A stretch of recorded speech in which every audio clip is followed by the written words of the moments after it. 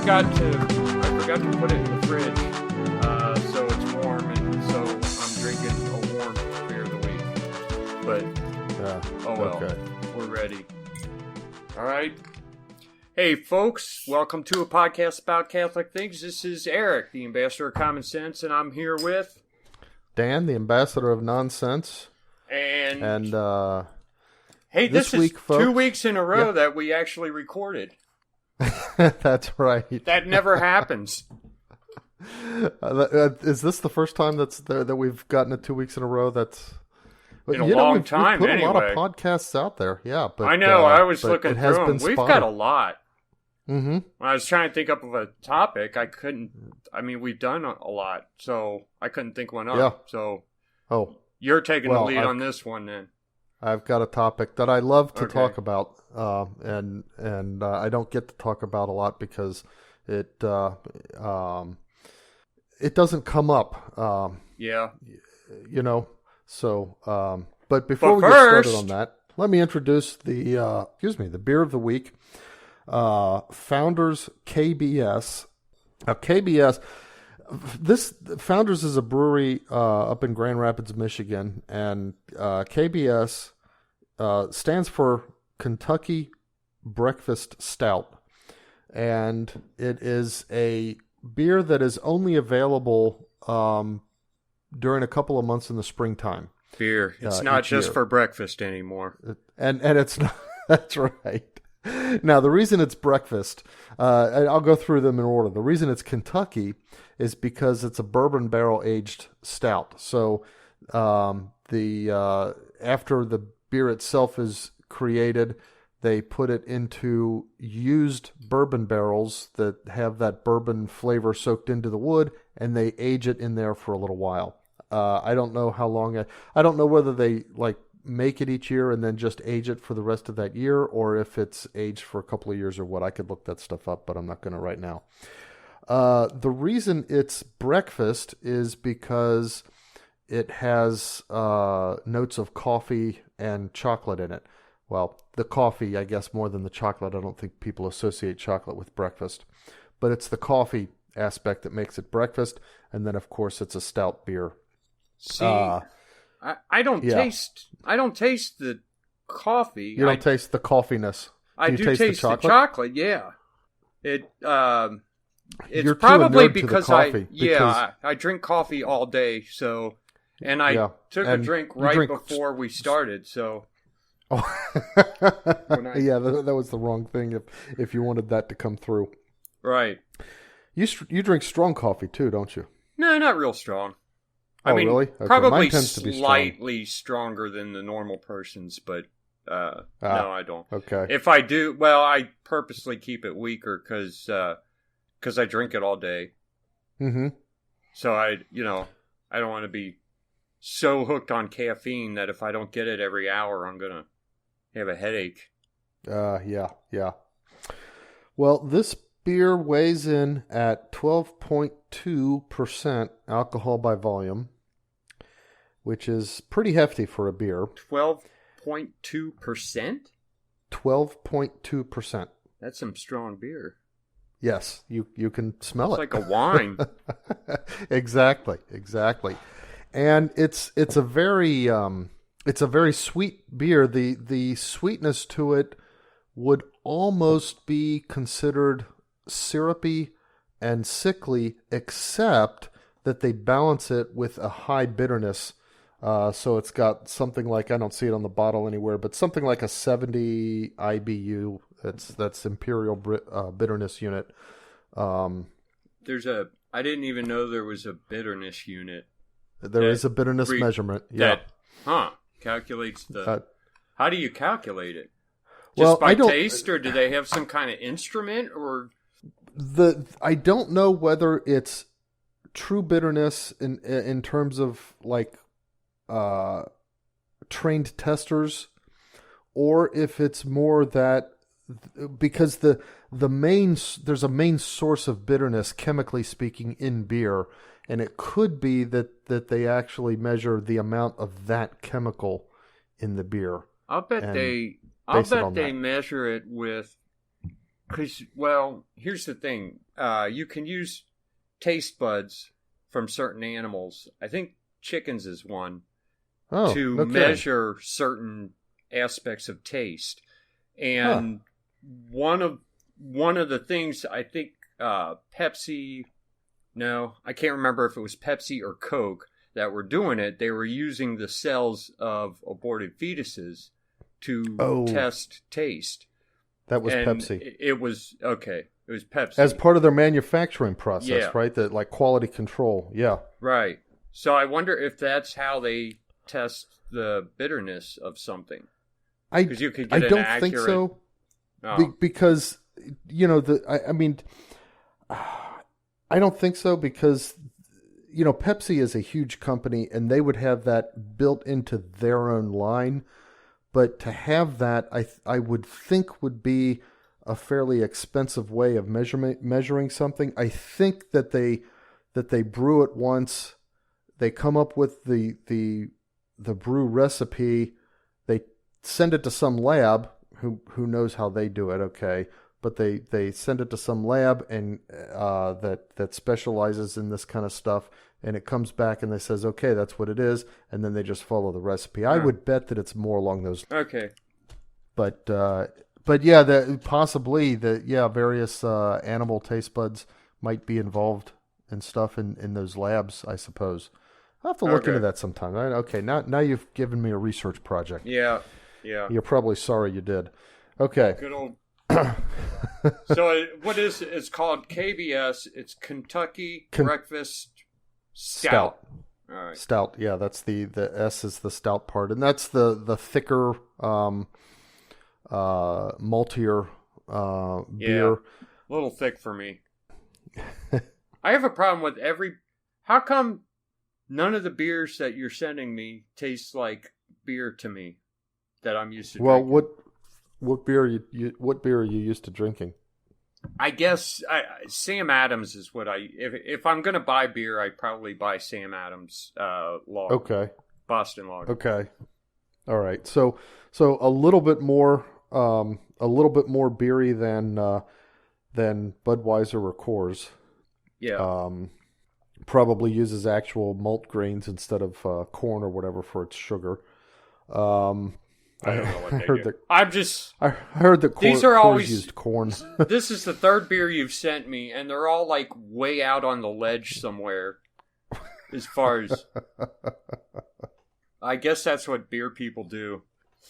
I don't know. So there's a few of them that'll probably be a little bit more central in their taste profile in the lineup coming up. But we'll see. Yeah. Okay. So in fact, this one and the previous one are probably two of the most extreme, I would have to say, because the sour and now the extreme thickness of the creaminess of the stout. Yeah. But it's no. I mean, see, this tastes like whiskey to me. This tastes like syrupy whiskey. Whiskey syrup. Take some maple syrup, Kentucky. pour whiskey in it. Yeah. In Kentucky, you put this on your pancakes. Yeah. Kentucky's quite a place. Okay. All right. We're going to talk about what? Let's talk about the Mass. We did at least one that kind of touched on the Mass before. We talked about music in the Mass. Remember that one? Yeah. Yeah. But we never really, other than the stupidity of the music itself and the kind of obvious musical inanity of it, that it's just kind of bland and yuck. Hey, you know we never really what? Ever since we did that one, like shortly after that, I came up on something and I kept meaning to ask you about it. Every introit that I look up is a direct gospel or Bible quote from somewhere in the Bible. It's always. I think it always is. Yeah. So. I think it's usually a psalm too, isn't it? Yeah, generally. Okay. I maybe always. I just never found out if they're all from psalms. But the weird thing is, right after we did that podcast about music, I go into the Novus Ordo Mass here, and at the end of the pew, there's these little slips of paper, and it says Introit during Lent. And there's a paragraph or two there, and it's, well, actually a verse or two, but it's not biblical at all. It's just like, it sounds exactly like the kind of stuff we were ridiculing, just some hokey song that somebody decided to write for the introit. And I guess that's the introit they were using. Did they sing it? I mean, I don't know. Because I got there late. I got there late, and then that's the last time I went there, because it just kind of irritated me. I see. But I see. A priest can't just make up an introit and put it in the mass. I don't think he can't do that. I'm pretty sure he cannot. I don't think so. I think that's odd. And the thing is that I'm not even sure.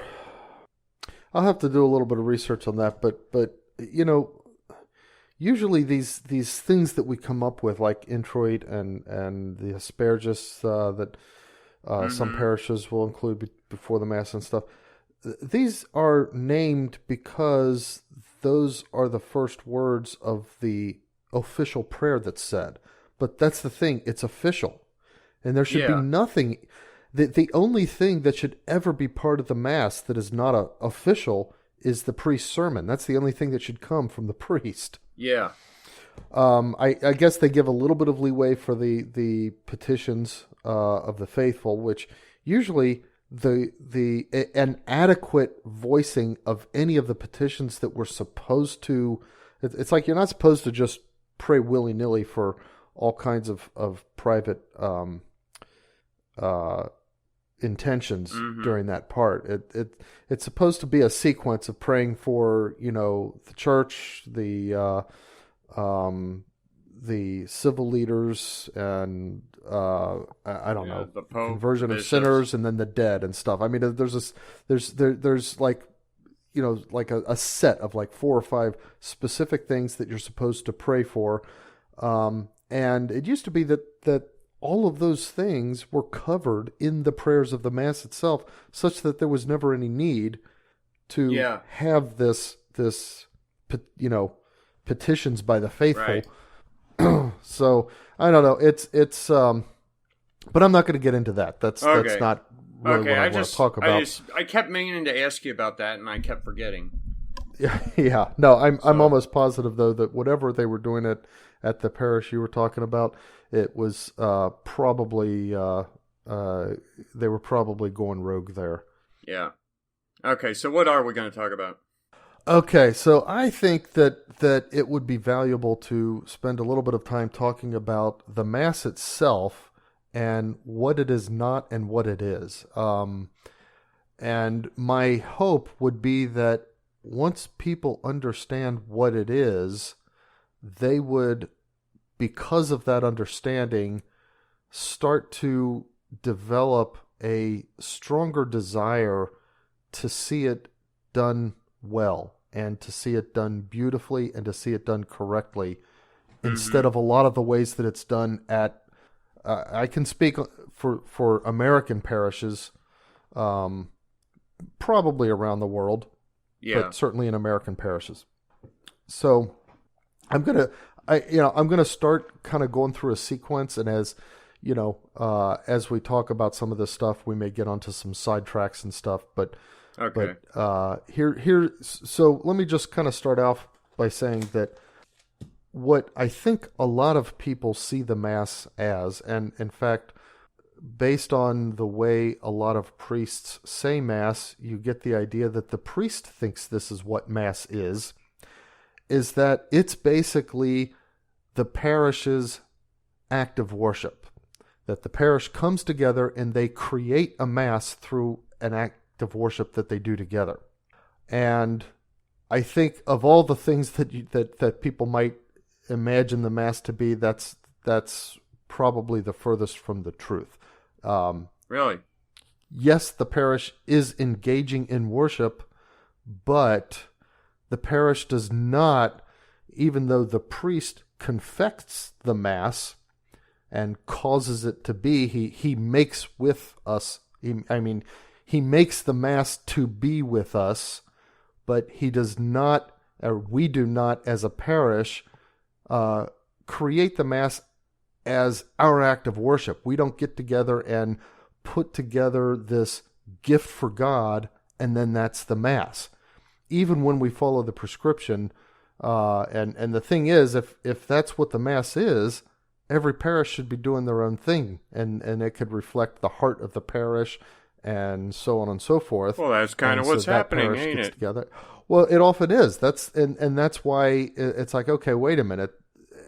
There's so much difference and so much difference, not just in the style of music, but in the style of how they do it and the emphasis they put, and some of them even choose like different times to stand or sit, or I've even been in parishes where priests use non-approved words in the consecration itself. Wow. Okay, so yeah, exactly.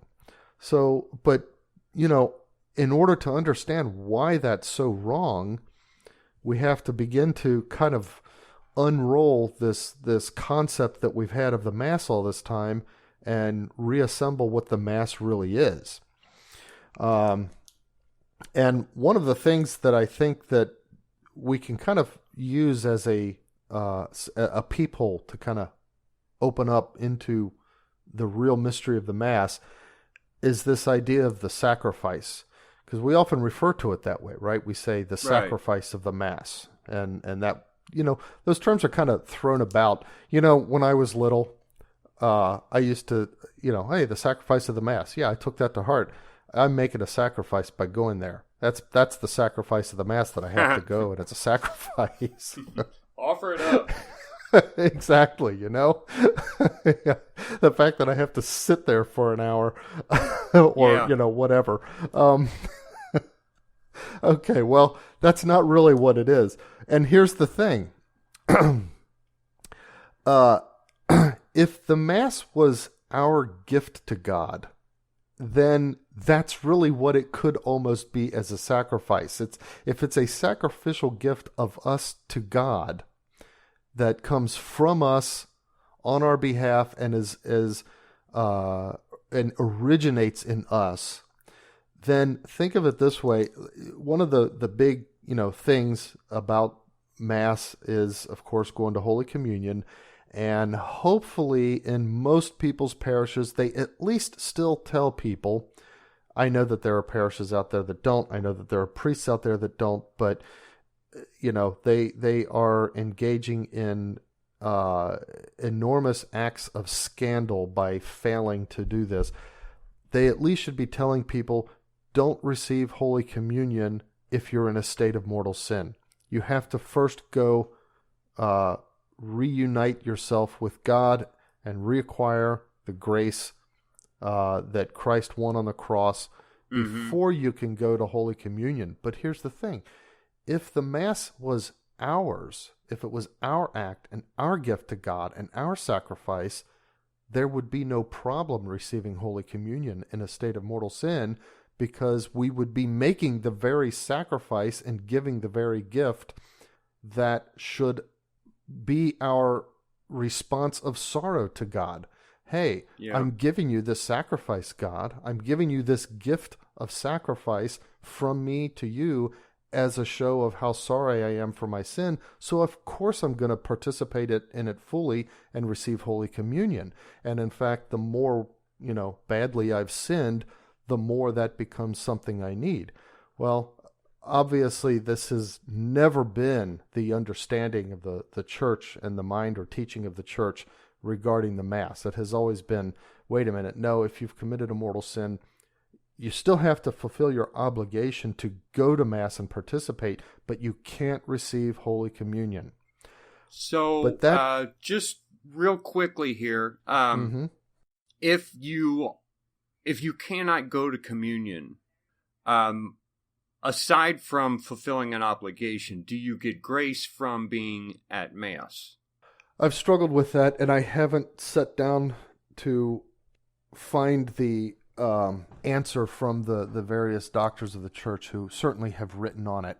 Mm-hmm. I don't know if it's a settled question, and the answer that I always kind of find myself falling back on is this, that first of all, you can receive actual graces by going to Mass and through your prayers. Actual graces are not, and again, this is me talking off the cuff and not having researched this. Actual graces are graces that act in you. They're the inclinations that maybe God gives you to help you to avoid an affection for a certain sinful thing. Okay. Or, I mean, even if it's like the more like extreme and physical worldly, like, the fact that you avoided a incident that may have caused, resulted in harm to you or something like that. If that is seen at all as some kind of grace from God, that also is an example as an actual grace. We associate wearing the scapular with a particular protection against drowning. That's an example of an actual grace. But also those things that move your heart and mind and help you to want the right things. Those are actual graces. So my belief, and this is the part that I haven't researched, is that yes, you still can receive actual graces as a result of prayer and participation in the Mass, and those actual graces can, for example, manifest in a growing, more ardent desire to receive Holy Communion and to be in that communion with Christ that allows you to participate with the whole church in Holy Communion. Right. So that would be one thing. Okay. The second thing is that, and here's where I think I'm even on more shaky ground, but I think that there are saints who have believed this. I'll still have to go research it again. But it's possible that as you go through these motions, you continue to say your prayers, you continue to go to Mass, especially liturgical motions, whether it's Mass or something like saying your daily, if you say the office daily or something like that. Okay, so you've committed some mortal sin, and you might think, well, there's no point. I'm going to skip my office today. That way I can sleep a half hour longer or something like that. Well, it's possible that as you continue to do those, you, in a sense, you store up there's a very loose analogy. If you push it too hard, it'll break, but like vouchers against sanctifying grace, which is that deepening of grace with Christ, that participation in the divine life that puts your soul in communion with God. I think there are those who believe that when you if you've done all those faithfully, even though having committed a mortal sin, obviously though refraining from Holy Communion, and then you go to confession, and at that point the sin's forgiven, and then you would also receive the sanctifying graces that you would have received in those acts. Okay. But in a sense, it would be like without interest. So if you imagine you put money in a bank, it starts earning interest, and every time you put more money, that's continuing to earn interest, and then the interest you've earned also earns interest. Well, this would be more like, okay, I'm setting aside $100 to put in the bank, and $100 to put in the bank, and $100 to put in the bank. Now I'm going to put them all in the bank. So now I've got all $300, but what I don't have is the interest I would have earned on them during the last 2 weeks that I haven't gotten to confession or whatever. You know what I mean? So yeah. I may be making things way too mechanical out of something that is, very spiritual.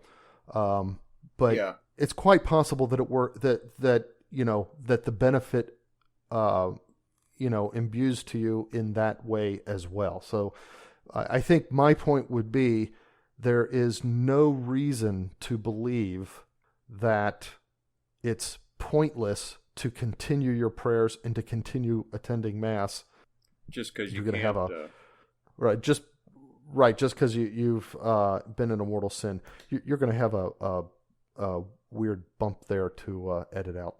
Yeah. Okay. So anyway, that's the point. So back to this idea then of sacrifice. What do we mean when we say that the sacrifice of the Mass? Well, in order to understand that, we have to kind of go back to the rite, R-A-T-E, rite that the Mass grew out of, the ritual that was going on when Jesus created the Mass and gave it to the apostles. And of course, that's the Last Supper, which was part of the Passover celebration of the Jews. And in the Passover celebration, there's this, they have the lamb, which they have to slaughter, and then they have to cook the lamb and eat the flesh of the lamb. Now, why do they slaughter a lamb? Well, we go all the way back to when they were in Egypt. We know that the origins of the Passover celebration are when, the Passover in Egypt, when the angel of God moved through the land and killed the firstborn of men and beasts, and of the houses of the Israel. He said, slaughter a lamb, and he had certain specific instructions for, the kind of lamb, I think how old it was and stuff like that.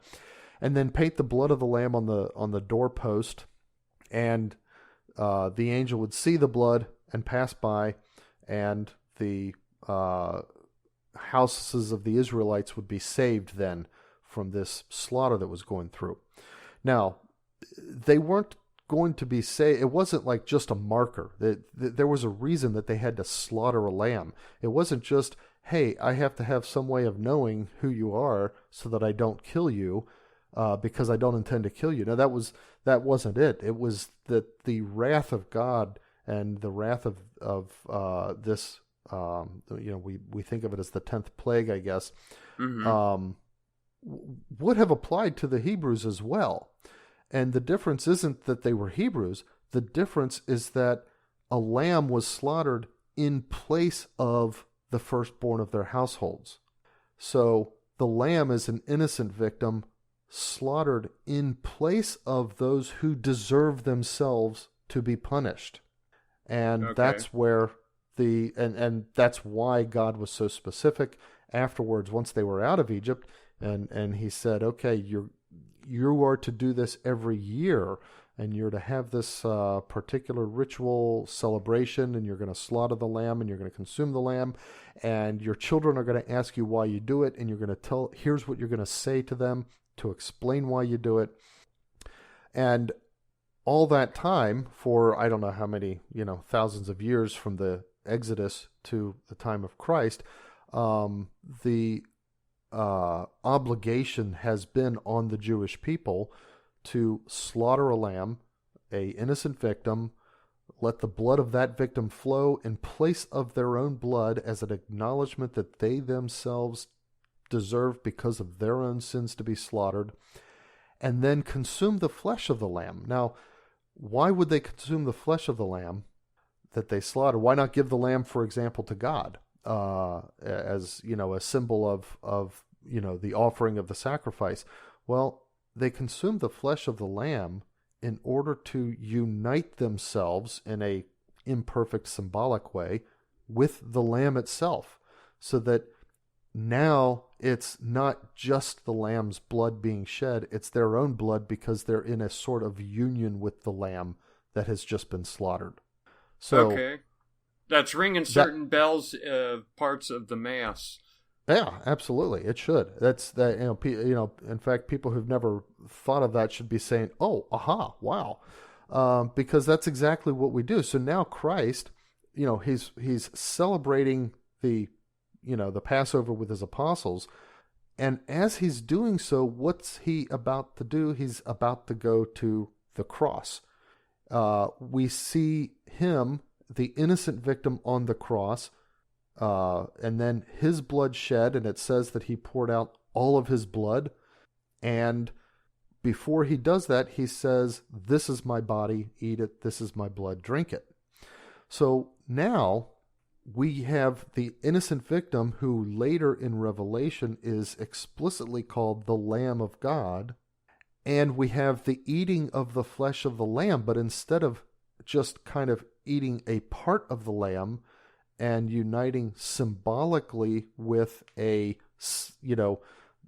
symbolic Lamb of God, because all those lambs slaughtered in, by the Israelites and the Jews up until the time of Christ, they pointed forward to and symbolized Christ, but they were imperfect sacrifices because they couldn't offer themselves, as a sacrifice. They were innocent, but they were also dumb animals. Well, Christ was not a dumb animal. He offered himself. He willingly was, allowed himself to be led to the slaughter, and now we are consuming the entirety of the lamb, not just a piece of the lamb, and uniting perfectly with the true Lamb of God, who was not just slaughtered, but was willingly slaughtered. He willed him to allow himself to be slaughtered as the one sacrifice for all of us. As St. Paul says, it's, he makes that distinction between the priests of the Old Testament who had to slaughter animals again and again every year, or the fact that they would have to make daily small animal sacrifices, once for their own sins and then for the sins of their people, on their people's behalf. And he says all of that's done away with. We have the one sacrifice, Christ, and that's whose body and whose blood we celebrate at the Lord's Supper. And he's very clear about that as well. So that's the thing that the Mass is. The Mass is Christ putting himself on the cross and sacrificing himself to the Father on behalf of our sins, and then we get to participate in it. So Christ here is the center, and the point is that we're coming to take part in that central sacrifice, and we're not coming to enjoy fellowship or community and be one with each other.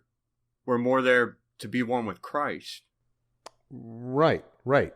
And in fact, we become one with each other through Christ, and then as one, we unite with Christ, in his sacrifice.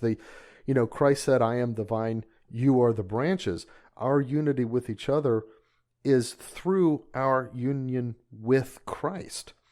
However, he did want his church as a body. He wanted this to be a corporate action. Corporate comes from the word body, corporal. And so he's not, it would also be a mistake to think that there's kind of this hub and spokes model where each one of us is connected with Christ with no connection with one another at all. Okay. But our union with each other is not some kind of conscious or conscientious awareness of, my brother standing next to me and here we are and we're united, and hey, let's unite ourselves and then we can go to God or wherever. No, the union is in a unity of intention and attention to the mysteries of the Mass. It's a unity in our regard for and our participation in the sacrifice of Christ. It's kind of like when you read some of the book of Revelation and you see the masses and crowds, and they all say the same thing at the same time. It seems spontaneous, but it's also clearly ritualistic because they're all saying the same thing at the same time. There's that union, but it's, they're all focused. Each one is focused, and the union becomes a result of their intentions, a result of the unity of their intentions. And so when we're in the Mass, that's us. We're joining in that eternal heavenly ritual that's going on, described in Revelation, where the Lamb is on the throne, and they, he's as one slain, and they I don't know. There's several parts of the right. book of Revelation where it talks about how the saints regard, and then especially the ones who come and the Saint John says, well, or the angel says to Saint John, who are they? And Saint John says, well, you know better than I do. He says, those are the ones who have washed their robes in the blood of the Lamb. So those, and there's countless of them. Baptized. Yeah, exactly. That's us. So, and we're there essentially fulfilling this prophecy foretold, and I maybe it's not foretold, but in Revelations that it was.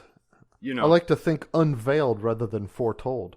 Right. It's revealed. Revelation reveals what it is we're about, why we're doing this, and what we're doing. Yeah, is a good way to think of it. Now, there's another aspect to the Mass, one that people don't maybe think about as much, and it's that the Mass is a marriage of sorts. I wouldn't say even of sorts. It's the wedding feast of the Lamb.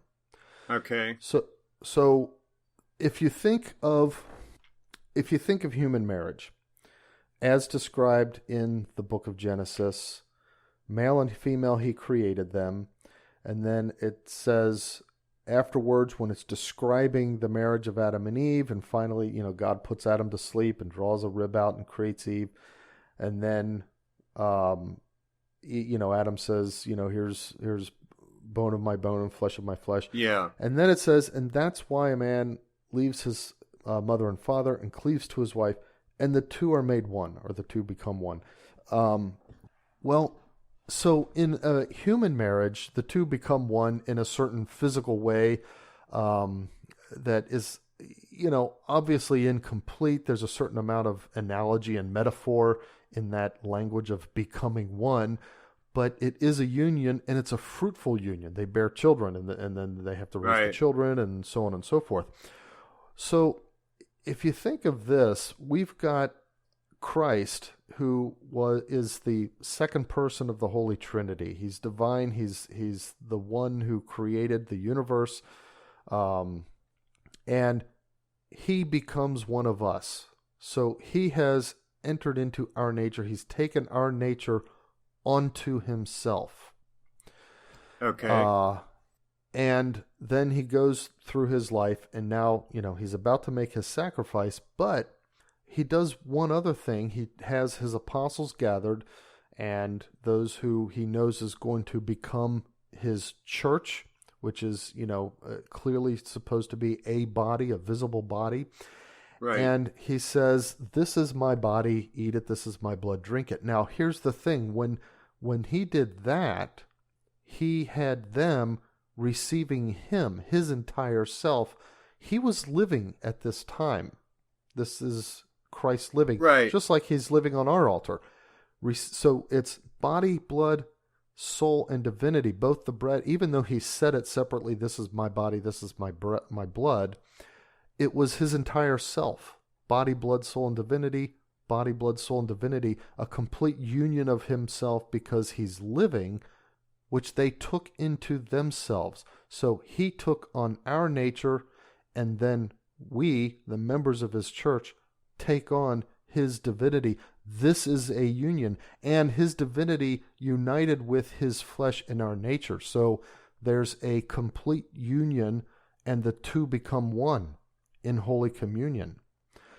This is what in the book of Revelation is described as the wedding supper of the Lamb. And it's towards the end of Revelation.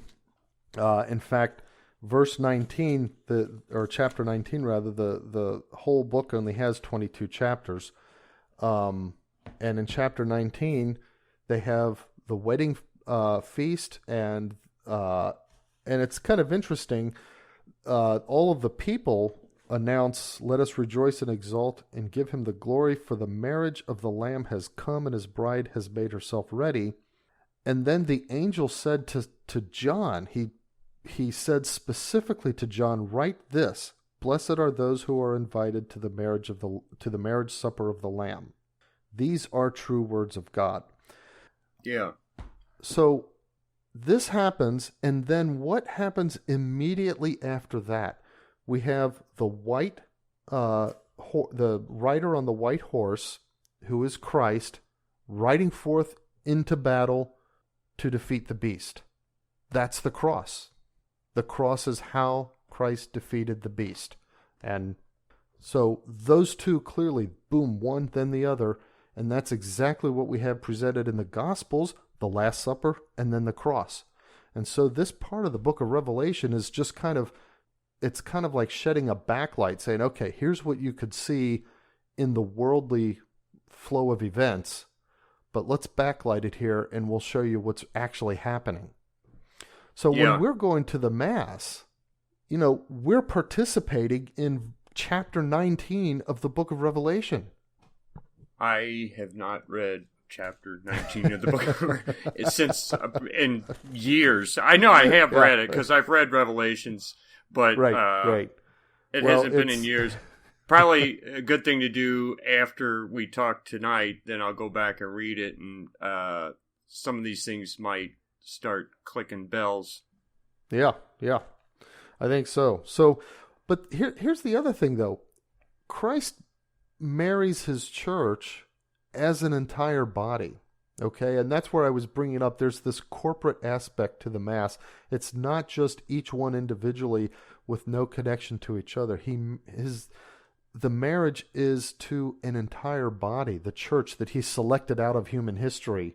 I mean, we could talk about, whether he was going to become human without the fall. There are some who believe, some who don't, whatever. But regardless of how that, is, the truth is there was a fall. Mankind lost his connection with God, and then Christ selected a people out of history to give him human birth, and then to form a church, a body with whom he would remain united forever. Now, that means that the Mass, which is not only it's the continuation of the Paschal sacrifice that Moses, God ordered, everybody through Moses, ordered the Hebrews through Moses to continue perpetuate it. Well, we are continuing to perpetuate that in the Mass. That's our Paschal sacrifice, and it's got the bread and the wine and the lamb, and we consume the lamb, except the bread and the lamb are one. But instead of getting away from Egypt, we're getting away from hell. Yeah, exactly. It's an exodus of sorts.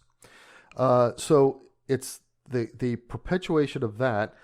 It's also the participation in the cross, because we are uniting ourselves with the Lamb, and therefore, and that's the thing about Revelation, the marriage comes first, and then Christ, the bridegroom, because he's now united with his bride in marriage, rides forth to defeat the beast.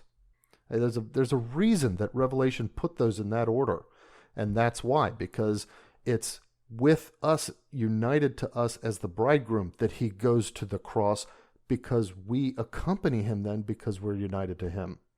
And then Go ahead. Well, I was going to say the fact that it's a marriage, and he's, bringing the entire church into union with him. And where I was going with all this is that it's not just something of the parish or even of the nation. The Mass is a gift from God to, and a participation in God's gift by the entire universal church, which is why the concept of official rites is so important, which is why the concept of liturgy, which means official prayer of the church, is so important. Because if we're all doing our own thing, we can't exactly be united, can we? Yeah, exactly. Now, there are various rites of the Mass that have kind of organically grown in different, out of early pockets of right. Christianity. That you've got some of the Eastern rites, the Byzantine, and then the most common, and I would say kind of like, the one that is,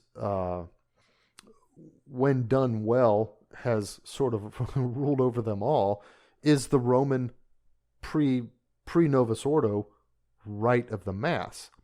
But the point is that even Novus Ordo, it's extremely important to recognize and to treat this Mass as something handed to us, as part of the universal church, not something that God said, hey, you guys go figure out how you want to worship me and then put it together and do it. We and that's the other aspect of it, that, aside from realizing that, hey, this is not our gift to God, it's God's gift to us.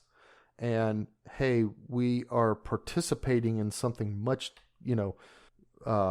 more deeply spiritual than we may realize. We also have to have that humility of saying, and it's not up to us how to do it.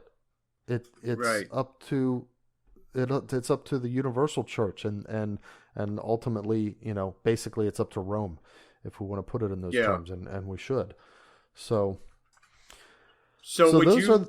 would you call the Novus Ordo inferior to that Roman Latin rite that was out just before the Novus Order?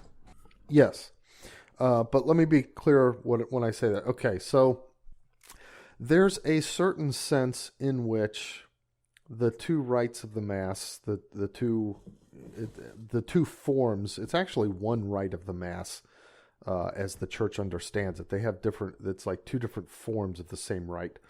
But there's a sense in which they're equivalent.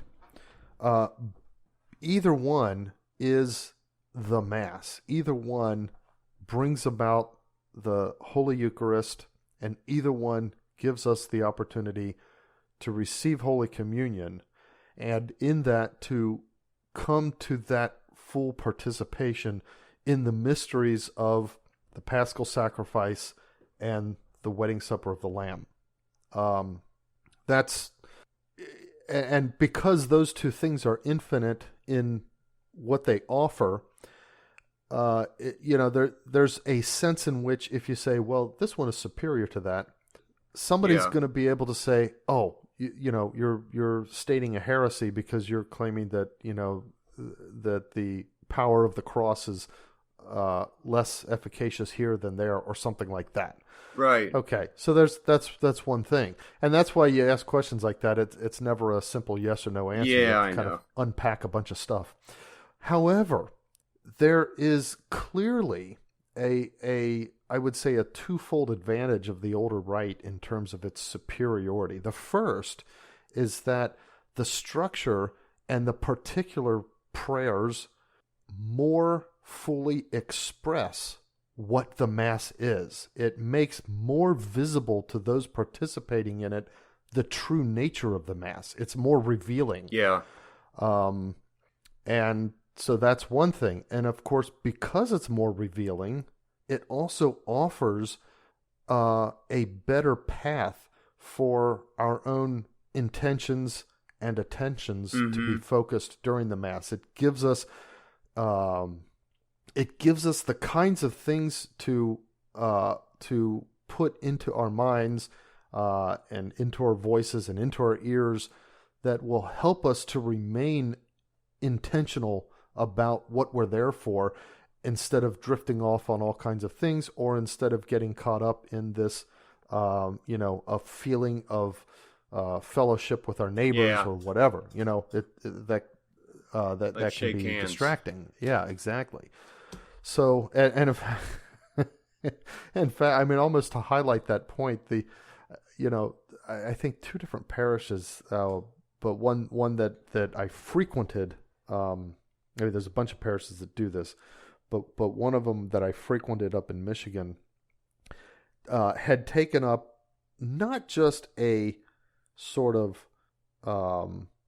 habit among the people of standing up before the entrance hymn and saying hi, how are you, and doing all the thing, But actually, they were read instructions by the person at the lectern before the entrance hymn, as though it was part of the rite of Mass. Now rise. What do you mean? Well, the way they stated it made it feel like it was like ritual, like you're supposed to do this. They would say literally, "Now rise, and each of you greet the person next to you and welcome him, or greet the person next to you and introduce yourself by name," or something Really? like that. I mean, but they were formulaic about how they said it, such that it felt like it was a part of the ritual of going to Mass. Yeah. It was silly. I wonder if in the Novus Order they've destroyed so much of the formula and so much of the ritual in what we do that they just kind of make up things to put in there so that they know it feels people miss more ritualistic. That's and right. It just feels more worshipy. Yep. Yeah. You know? Exactly. I think that's exactly right. In fact, my wife used to and I used to tease each other on the way to that Mass, and so I might be running a little bit behind or something like that. And it's kind of funny. She's not going to know who you're sitting behind. Before going to that Mass, I would routinely get like when I went to Holy Rosary in Indianapolis, I routinely got there 15-20 minutes early. And once we started going there, and especially once they developed this I don't know, handshake thing. I get there late. Yeah. I mean, it's more like I wouldn't bother to get there early, say. Right. And Terry would tease me, "You're going to miss the handshake." Yeah. But she wanted to miss the handshake too. Yeah. I've been leaving the for Mass later and later lately. Yeah. Because I got in the habit of it because of the one up the street. It's just, they just made a big deal about this entrance procession and the songs. They would pick out a song and then sing all the verses of it. And in the last three verses, the priest is just kind of standing there, isn't he? Yeah, and it's like, come on, get on with the Mass. And yeah, exactly. Well, that's one of the other things. People have begun to believe that the music is essential to the Mass. And, yeah, sorry to say this, all of you liturgical music directors out there, it isn't. It's kind of, what's a good word? It's a important part of the Mass, but if you take the music away, you still have the Mass. Right. It's not an essential part. It's a good accretion to the Mass. Yeah. Okay, here's the thing. I guess it's maybe since we've started doing this podcast, actually, I would say since we did the one about liturgical music, I went ahead and made the commitment that I'm going to start going to the Tridentine here. Now, I used to go to the Latin Mass, I don't know, about 5-6 years ago, maybe 10 years ago. Mm-hmm. And sometimes it was maybe 5 or 10 minutes longer than the Novus Ordo, so it would be like an hour to an hour and 15 minutes long. Right. But it was generally it wasn't that bad. Right. It wasn't that long, I guess I would say. And it was much more bearable because whatever they were doing it properly, and it didn't make me cringe.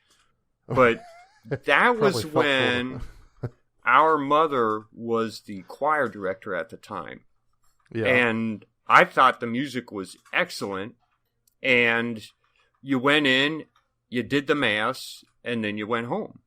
And the Mass was respectful and reverent and everything.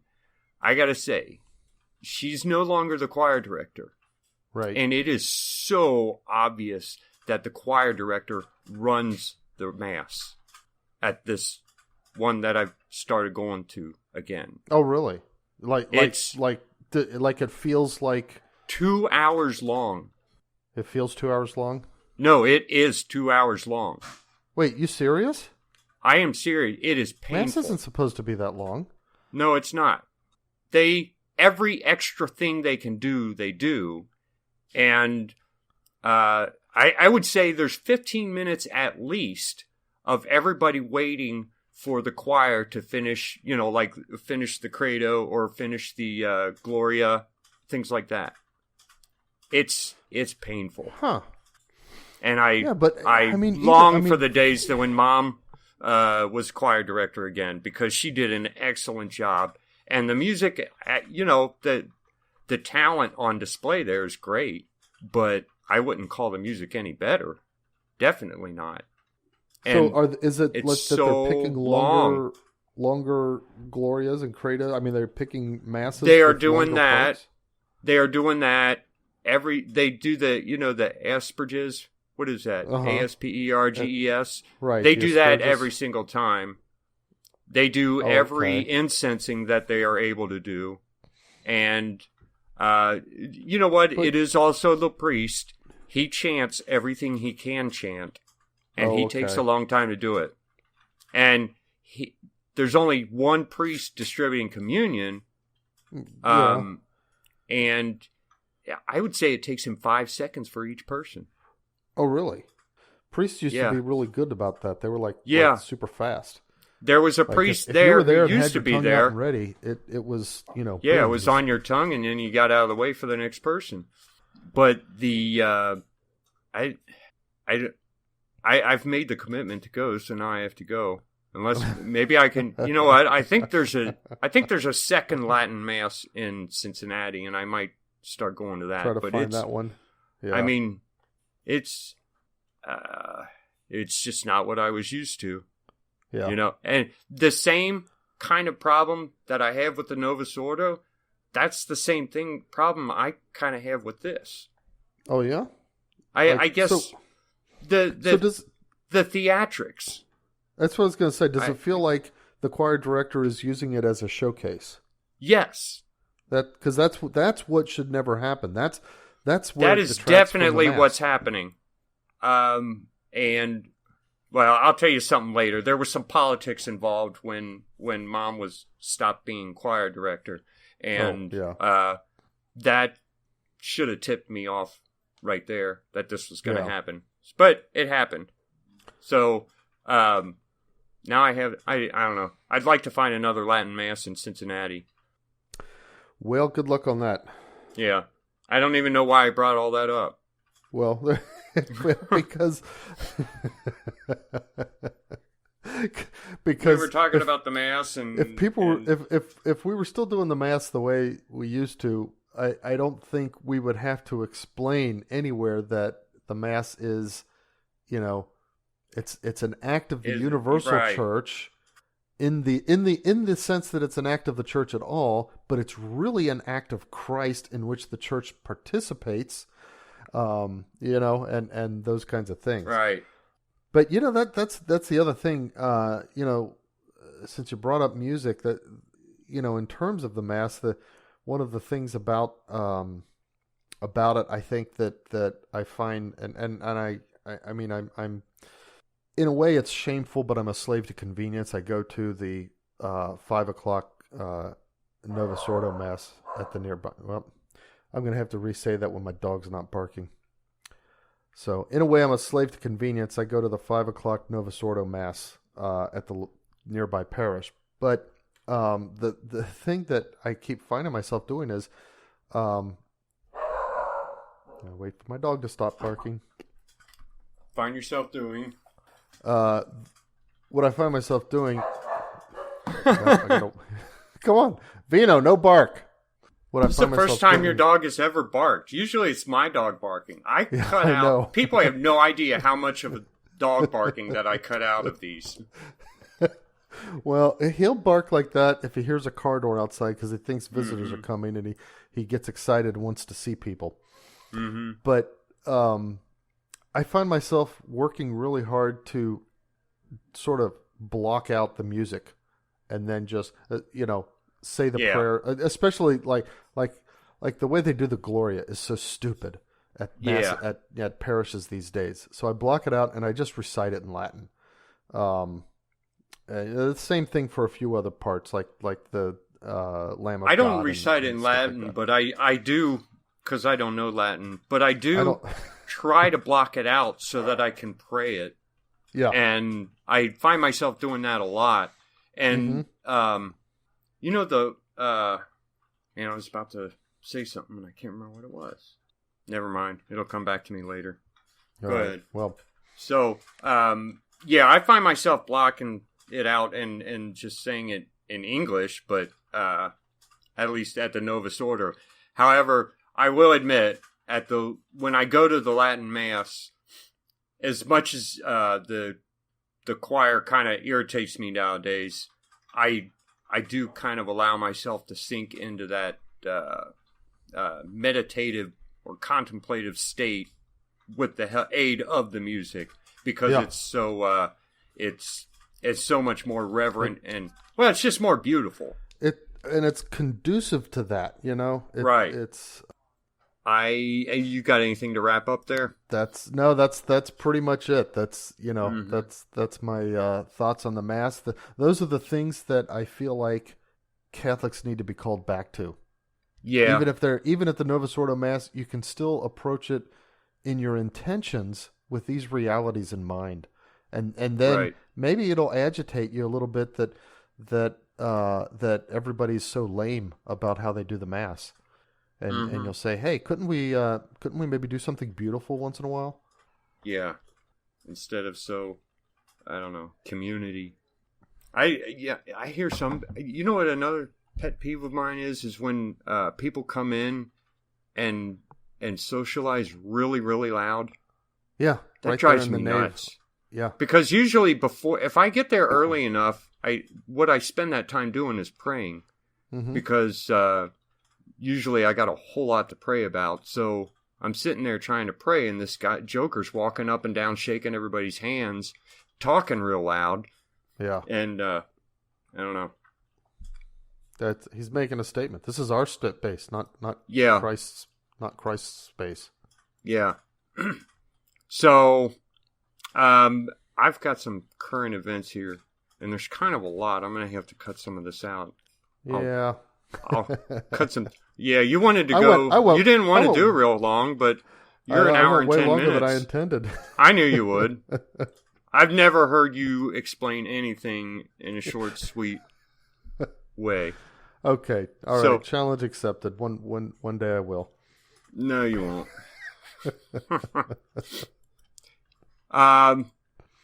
No, well, here's the thing, though, and I learned this as a kid because I would ask you for help on homework or whatever, and you would start explaining something, and you would always start like way before what I needed to know.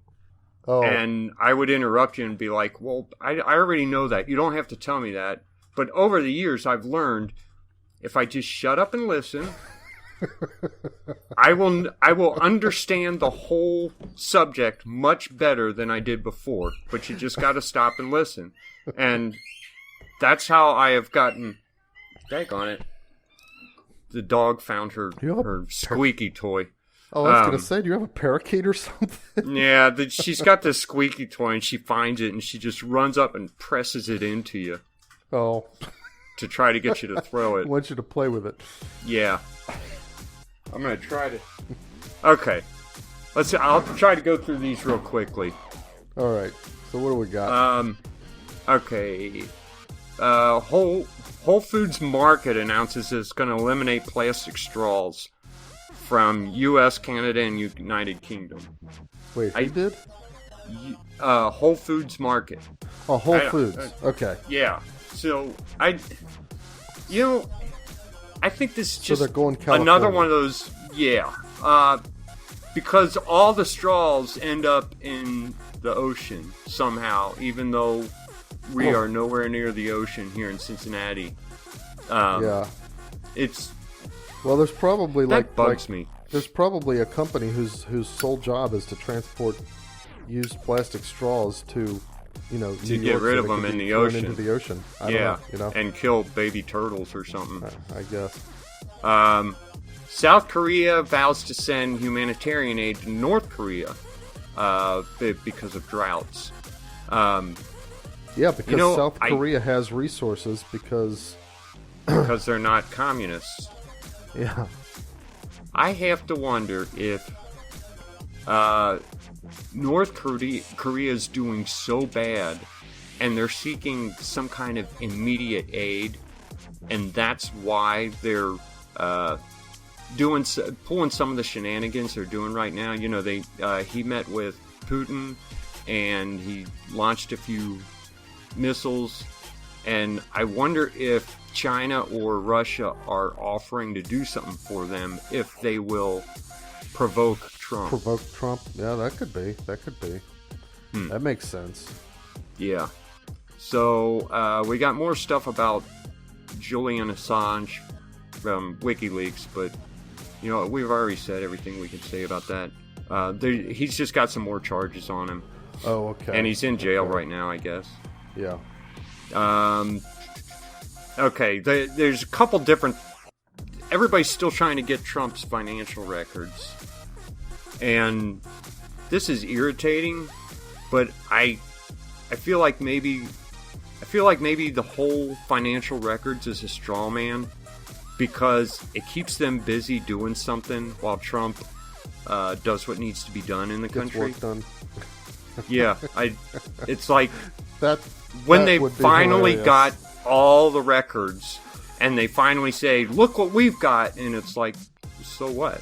Yeah. So he made money, he filed money, he got out of paying all the taxes he could, like every other person does, and then so what? So there's just more movement on that. Judges are ordering banks to turn over financial records, things like that.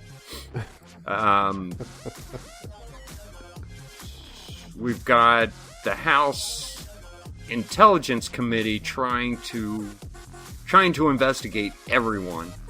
And then, was that this week that Trump walked out of a meeting? He said, look, when you're done investigating, we'll do some legislating. But you can either investigate or you can legislate. We're not going to do both. And Pelosi, he said that Pelosi got all upset. And good for him.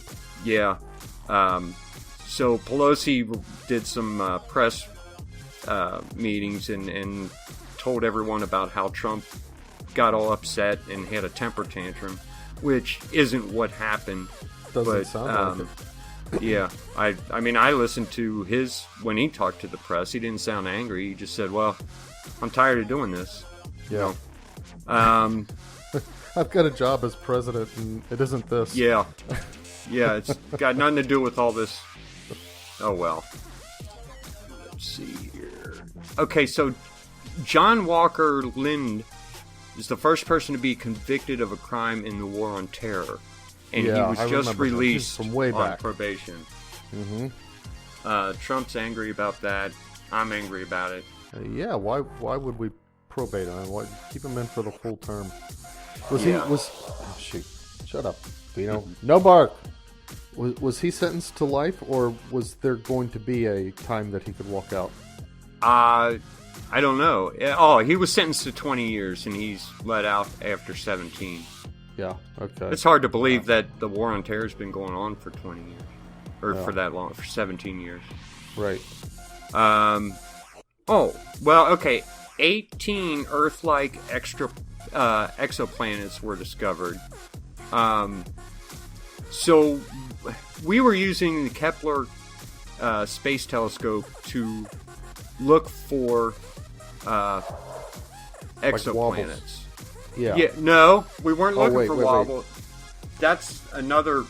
Well, I don't know. It may be they may look for wobbles with the Kepler telescope, but what we were looking for was the dimming and brightening. Okay. So the path had to cross in front of the star of the planet in order for us to see it. So it had to be orbiting on a certain plane in order for us to see that. Got it. And we've seen a lot of them, but all the ones we see are great big ones, or most of them. Okay. We've decided to start using this new algorithm, and since we've done that, we've discovered a lot more Earth-sized planets. If we think of the Earth and its size in relation to the sun, and I mean, yeah, and then draw yourself back, a billion miles away, light years away from the sun, and just the idea that you can have a telescope that even detects the dimming of the sun from the Earth. That little bit of extra light shut out from the Earth passing in front of it. Right, because it's so small. That's astounding. That's amazing. That's really neat. Well, see, the thing is, it was easy to detect these larger planets, but I think what happened is, if it's a smaller planet, it's going to be less of a dimming, but it's going to be for a longer time. And I guess that's what they weren't looking for. Plus, there was the we had to look more for when the planet was, say, at the very outside of the star and just starting to come into the star's view, so that it would be a little bit dim and then a little bit more dimmed and then a little bit dimmed again. And I think that's what we were not looking for. Okay. So anyway, I don't know the math of all of it, but I just know that we're seeing more planets that are more like Earth now, using the same telescope. Yeah. Think we'll ever get to any of them? I sure hope so. I don't think we will in our lifetime. Not in our lifetime, no. But I hope God will allow us, when to discover, we die, to go and visit those places. I think when we die, that'll be kind of automatic. That maybe. I don't know. I hope. That's what I hope. So like a little bit of time, like when we die, assuming we're bound for heaven, but it's like, okay, we've died, but the end of the world hasn't come yet. So we've kind of entered into our reward, but not in that final end of the world sense. And so we still get to have a little bit of time where we can sort of play around in the universe at large. Yeah. President Trump sent 1,500 troops to the Middle East over tensions with Iran. Yeah. I guess we're going to the Persian Gulf. So, I don't know. That's touchy. Yeah, well, that's that comment that... that our last recording you brought up. Hey, well, if Iran wants to challenge us, well, then, it's goodbye Iran. We haven't seen him actually handle a war yet. No. He's cleaning up a lot of Obama's wars, because Obama's had a bunch of wars going on when he came in, and he's trying to clean them up. But here, this would be a whole new thing, and I guess we'll see what happens here. Yep. Well, we gotta pray for him. Yeah. Let's see. The lawsuit to block Alabama's abortion ban has been filed, so that's on its way. We all knew that was coming. Yeah. The process is churning the way it's supposed to. Yeah. Speaking of courts, let's see. Ohio and Michigan. We were going through that whole gerrymandering law. I guess we were going to stop gerrymandering. Is it Gary? Okay. Jerry. Gerrymandering. We had passed laws to stop that, and right now the Supreme Court has stopped us from stopping it until they decide whether or not gerrymandering is constitutional. Okay. I guess there's not going to be any changes until we've figured out, is this constitutional? It's going to be a really hard thing if they say it's not, because the thing about gerrymandering is it only has to do with how you draw district lines. And it's like, well, if you're going to say you can't gerrymander, then what does that really mean? What are the set of standards that you can use as check marks to say I'm in the law in how we've drawn the district lines, or I'm out of the law? And who decides? Yeah, what those laws are. I mean, yeah. I think we have to accept gerrymandering as kind of a political fact of life. Sometimes it works in our favor, sometimes it works against us, depending on who's in charge. I don't think there's anything you can reasonably do about it without introducing, without introducing worse, run into worse problems. Consequences. Yeah, I think so too. Okay, what's a binary asteroid? A binary asteroid? I should have looked that up before. Oh, probably two asteroids that are big enough that they're actually caught in each other's gravitational field and circling each other. Oh, okay. I didn't realize asteroids were big enough to do that. Okay, wait a minute. Okay, so there's binary Aten asteroid and its minor planet moon. Okay. Make their closest ever recorded flyby of Earth at 3.2 million miles away. That must be a huge asteroid. Yeah, if it's got a moon. Yeah, that's what I mean. It's almost a planet. Yeah. It's minor planet moon. What's a minor planet moon? I think minor means it's the smaller of the binary pair.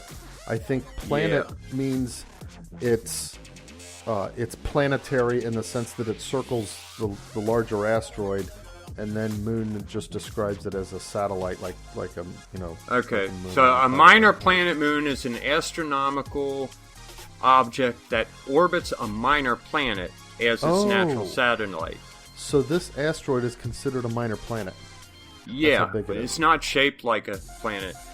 As a matter of fact, the moon looks like a moon. It's round, but the asteroid does not look like a planet. It's misshapen and stuff. That's interesting. That's one of the qualifications for something to be considered a true planet, is that it be big enough such that its own gravity forces it to be round. Yeah, which, that's one of them. And then, I guess the reason Pluto is not is because, I guess what they say is that it didn't form the same way as the other planets formed because it's not part of the orbital plane that the other ones are on. Oh, okay. So if we accept the theory that the planets were created through the spinning disk, right, then we can accept that all these planets were formed in the same way when the sun itself formed. And if Pluto doesn't follow that disk, then it wouldn't have been one of the original planets. Right. And it would be a minor planet. Minor planet, okay. So, that's all I got. Okay. Well, I've got two oddball things. Yeah? Okay, three, really. Okay, so first, this is news from the Nation of Nonsense. Yeah.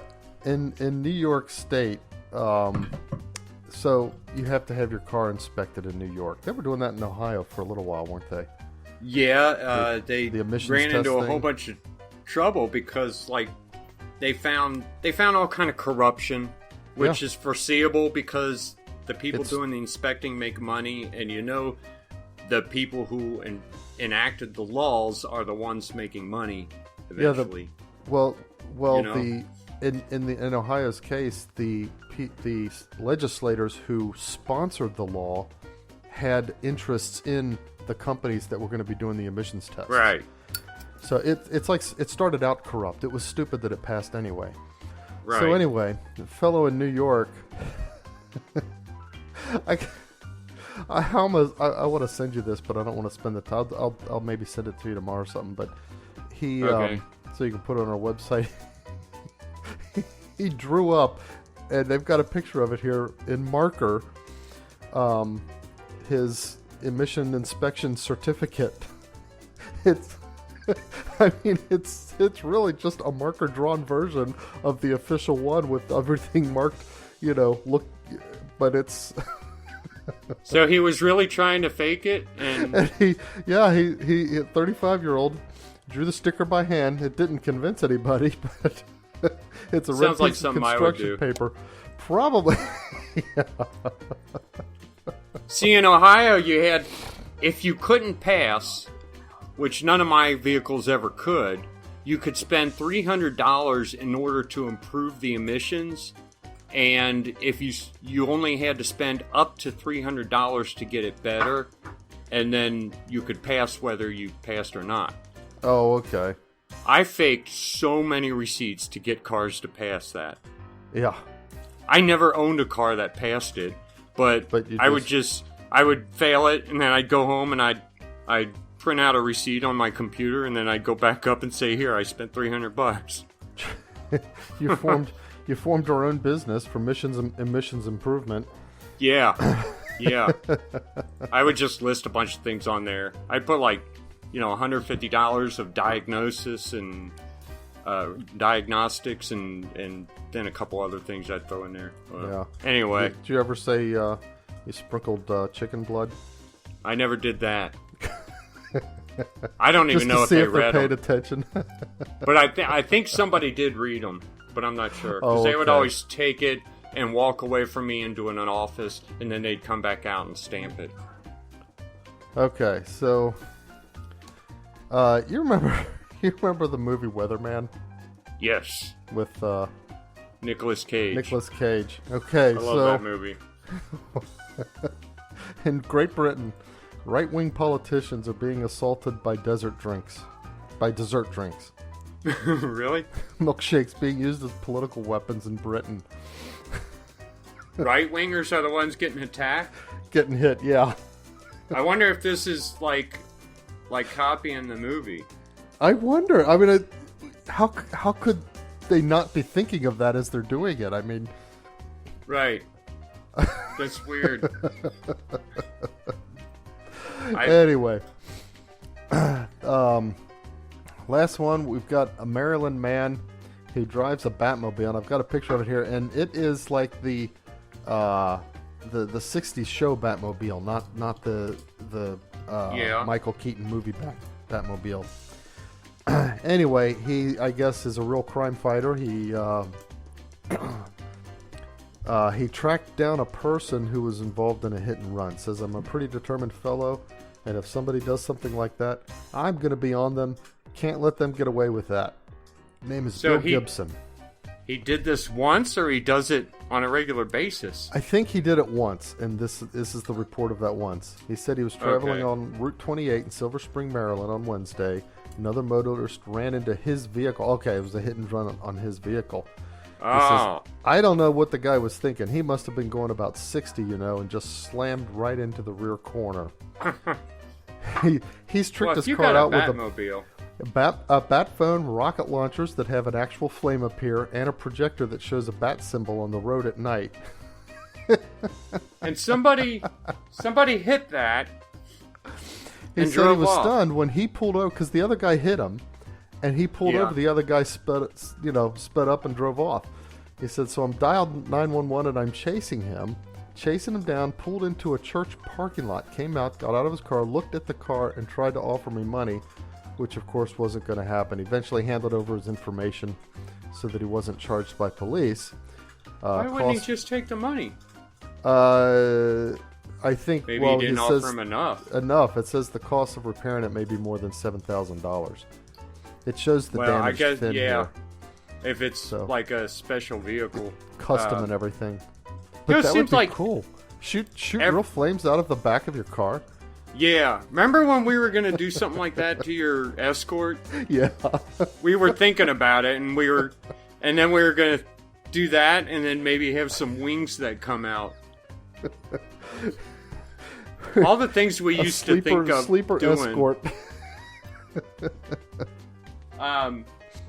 It seems like every week people listening to this are saying, "What's an Escort?" Oh, it's an old Ford car. The Ford Escort. The tiny little thing. Short-lived, tiny little. Yeah. Almost every week we have one of the nonsense stories are also Seinfeld episodes. Okay. Because there was the one where he saw a hit and run, and I've never watched Seinfeld. Oh, Seinfeld, okay. So. Well, he went after her to get because he saw her hit something and then run, so he followed her, and he was gonna confront her, but he ended up asking her out because she was pretty. But there's a twist on it. Have you ever seen the YouTube video where the guy has I think it's a Lamborghini, kind of made up as a Batmobile, and he does Uber? No, he does Uber in a Lamborghini. Yeah, well, it was a Batmobile. It looked like a Batmobile. I don't remember it well enough to know if it actually looked like the Batmobile or if it was just a black Lamborghini that was kind of made up like it. No, but I mean, I could imagine like if you took an old yeah, it was. Look it up on and made it, or a Plymouth Fury and made it into a Batmobile or something like that. But a Lamborghini. Yeah. Well, it was a newer one. It was a Christian Bale one. Oh, okay. So he would come and give people rides in Uber, and he would dress up like Batman and come and pick people. I'll link to it on the website. It's a pretty funny video. I bet some of the people's reactions are funny. Right. Yeah. All right. Are we? I think we're done. Are we wrapped up? You can go to bed now because you got to get up. No, I got more stuff to do. Or whatever. What are you doing? Huh? What do you got to do? I got to get it. I got to get beer. I got to do stuff.